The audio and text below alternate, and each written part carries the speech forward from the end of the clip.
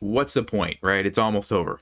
So I stopped notating, moved my queen, rook, queen up the board, checkmate. Okay, so she grabs her king, and I'm like, what is she doing? She tries to move it up, and I'm like, well, you can't because the rook is there. And she's like, oh, okay, so she moves it again. So she basically moved her king 2 spaces to get out of the checkmate because I had the queen and the rook, you know, and she moved it 2 spaces, and I'm like, what's going on, guys? Today we're talking about chess notation and what it is, how to do it, and more importantly, why do you need to know chess notation, and what do you need to know about playing in OTB tournaments in regards to chess notation. So OTB tournament just means over the board tournament. So you're not playing online, you're actually playing against a person with a hard copy in front of you that you have to write the moves down on. Okay, that's what we're talking about when I say chess notation. So even if you've been playing chess for a while, but you've just been playing online and you haven't been to an actual tournament, you're going to want to stick around and pay attention because I'm going to teach you what you need to know as far as going to a tournament. And yes, this is a PowerPoint slide that you're looking at. It just seemed like it made the most sense for what I was trying to communicate in this video. I don't usually do PowerPoint slides, as you know, but we're going to give it a shot in this video. So having said that, let's go ahead and get started. All right, so first of all, there's a very big difference between playing online chess and playing over the board chess when it comes to notation. Okay, when you're playing online, you don't have to think about notation at all. It happens automatically behind the scenes. The computer software that you're playing on, whether it's chess.com or Lichess or somewhere else, it just records everything for you, right? You make a move, you don't have to think about it. When you play in a real tournament on an actual board, you have to record the moves. And if you're not used to this, this can be extremely distracting because you're focusing on the game and then, oh, I have to stop. Hold on, let me write down the move. Okay, you just moved. Okay, hold on, let me stop. Write down the move. You got to get used to it, okay? I can tell you when I stopped playing over OTB chess for a while, it was several years, and then I went back, I had kind of forgotten and I had to kind of get used to that habit again, right? It's very distracting. So keep that in mind. And also, some people have played chess for a long time, but they don't actually know how to notate on a board that doesn't have the coordinates. We'll talk more about that towards the end of this video, but that's an important skill that you are going to want to learn if you're serious about chess, okay? All right, let's go to the next slide. So why does it matter that you know how to notate? Well, there's a couple of reasons. The most important is it's required in pretty much all tournaments that you go to. Any legitimate chess tournament, it's going to require you to notate. If they see that you're playing the game and you're not notating, somebody's going to come up and say, hey, you have to notate. Right? In a lot of the tournaments, they require you to turn in your notation at the end of the game as sort of proof of what happened. So if you won the game, they're going to want to see the notation sheet that shows that. So important for that reason. Threefold repetition, that's if the same position happens 3 times in the game, it is a draw. And if you want to claim that, you need to be able to show it based on the notation. Okay. Also the 50 move rule, if there's 50 moves, I believe it's 50 moves without a pawn upon moving forward or a capture, the game is a draw. You're going to need some way to prove that, and the way that you do that is, you know, with the notation pad. And also, it can help you prevent people from cheating. So let me jump back to full screen for this. I want to tell you a little bit of a story. So when I first started playing chess, when I started taking it seriously, I was 9 years old, and we didn't go to a lot of tournaments, but we started to go to some. And I remember one tournament in particular, we were traveling out of state. It was a really big tournament, a national tournament, much bigger than the ones that I was used to. We travel there, I'm playing against this girl in one particular round. And this girl was a part of a chess team. Now, if you're not familiar with this, basically if you have a school or a chess club somewhere, you can send a team and it's a group of players. You play individually, but they take, like, let's say the top 4 players from each team and they add up their points, and that's the total, you know, points for the team. Anyway, she was on a team and she was motivated to win or at least draw and not lose the game because she was trying to help her team obviously get a trophy or whatever the prize was.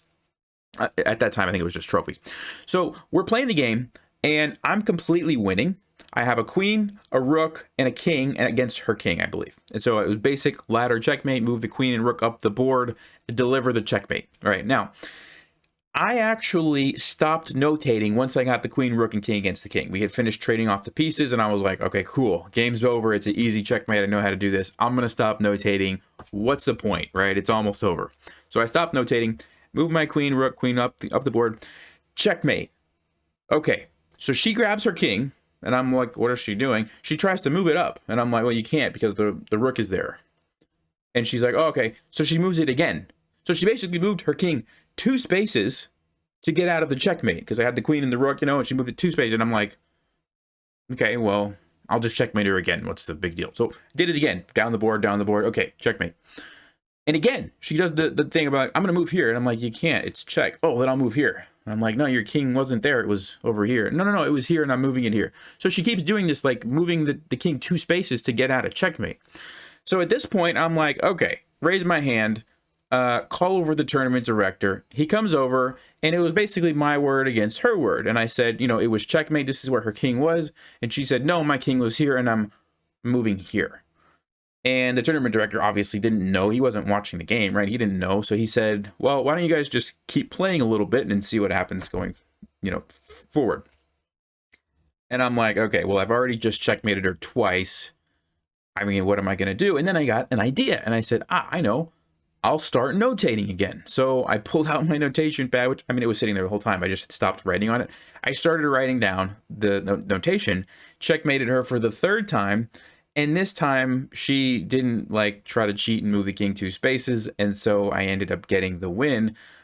She felt like, I guess there was some sort of proof that, I had the notation. Now there was some moves missing in there from when I had stopped notating. So moral of the story is don't stop notating, even if it's about to be over, even if you think it's pointless, notate until the end of the game. That was kind of my lesson learned. But I was able to get the victory, and sometimes that's kind of the only thing that you have as proof of what actually happened in the game. Anyway, I got the win. Funny story. Hopefully that never happens to you, but if it does, just try to notate and maybe you'll, survive that situation. Anyway, let's go back to the PowerPoint here and keep going. So the way notation works, you probably already know this, so we're going to go very quickly. You've got the files A through H on a chessboard. The ranks are 1 through 8.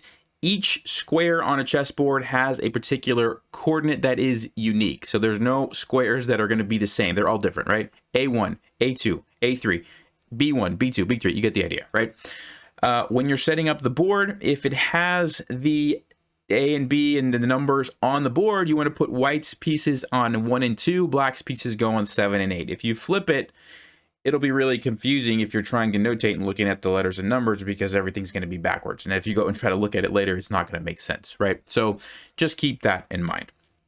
As far as the symbols, we use K for king, Q for queen, R for rook, B for bishop, and for knight. You notice that even though knight is spelled with a K, we can't use it because it's used with the king. These are all capital letters.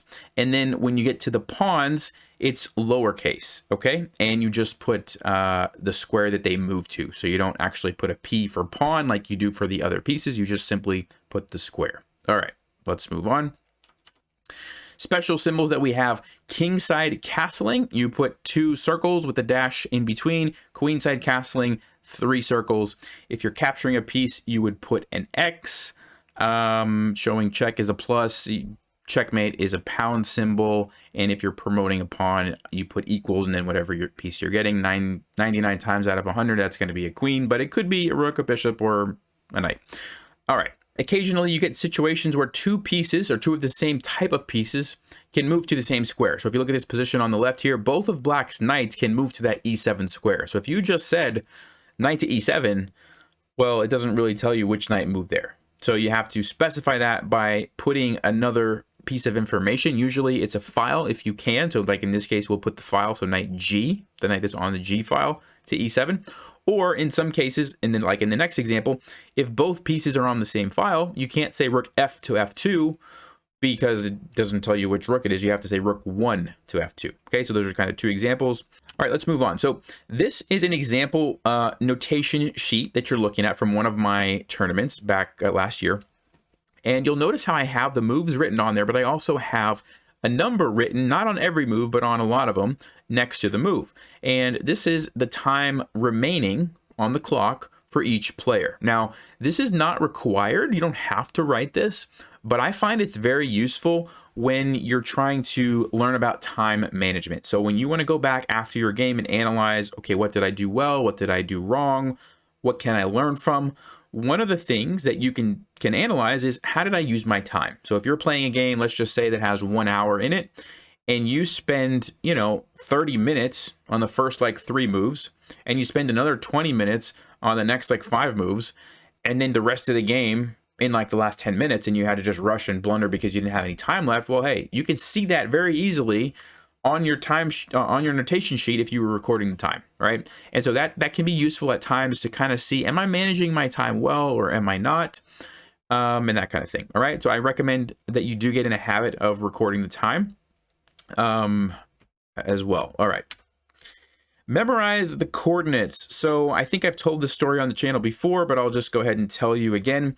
I used to play at this particular chess club where they had tournaments every so often, and there was one older Russian guy who had a set, not this exact set, but it was similar in the sense that it didn't have the coordinates. So you can see this board that I'm showing you here doesn't have A, B, C, D, doesn't have 1, 2, 3, 4, 5. And I was always afraid that I was going to play against this person because I didn't have them memorized, and I was like, I'm not going to be able to notate if I play him, right? Now, it didn't happen right away, but eventually it did happen, and that was kind of when I learned how to memorize the coordinates. And it's really not that bad, but you do have to spend some time practicing. But basically what you'll want to do is get a board like this. Okay, so a board that doesn't have the coordinates, or if you have one that has coordinates, you can cover them up. Get your notation pad out. And then you want to practice. And actually, that's the next thing here. You're going to want to buy one of these. It's just a little notation book with a bunch of sheets in it.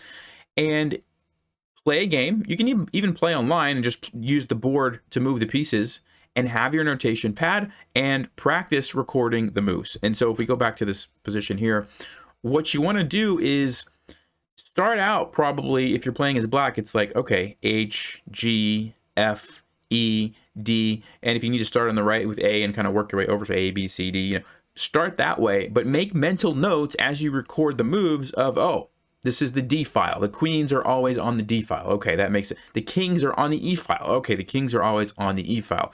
The knights are on the B and G files. Just make mental notes as you're doing the notation, and eventually you'll start picking up on it very quickly.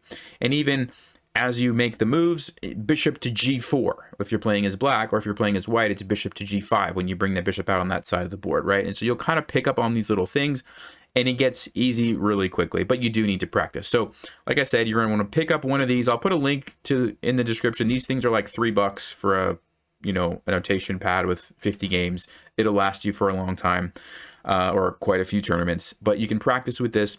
That's what I recommend. All right, now last thing I want to show you is my chess skills blueprint, and the whole reason that I wanted to make this video is if you go to this spreadsheet, which it's on my course webpage, I'll put a link down below as well. It's 19 bucks, but it has all the skills you need to learn from beginner to grandmaster. Anyway, there's this one here, notation, and I hadn't done a video on it, or at least I couldn't find anything on my channel. And so I said, you know what, let's go ahead and put this together so that it's on here. My goal is going to be to go through this spreadsheet line by line, and just if there's any items that I haven't done a video on, I'm going to try to fill in all of the gaps with videos so that you can basically just watch my videos, and they're going to be linked right in the spreadsheet. Very easy to kind of follow through. So that's why I decided to do this video. You should pretty much have everything you need to know about notation now. If you feel like I left something out, let me know, and I will respond or do a follow-up video if I need to, but it's pretty straightforward. You just need to spend some time practicing it and learning the coordinates without having to look at the board. That's my recommendation. The big reason for that is it takes away the distraction, because I know when I first started, it was just like, okay, not only am I playing chess, but I'm also having to go, okay, A, B, C, okay, 1, 2, 3, 4. Like, it's just extra work, extra time that you don't want to be dealing with, right? You want your brain to just automatically, oh, that's, knight G5. Okay, bishop takes F7, whatever. And you can focus on playing the game. So that's my recommendation. Hopefully that helped you guys. Like I said, links to this spreadsheet are in the description below, as well as the notation pads if you want to get some of those. But having said that, stay sharp, play smart, and take care.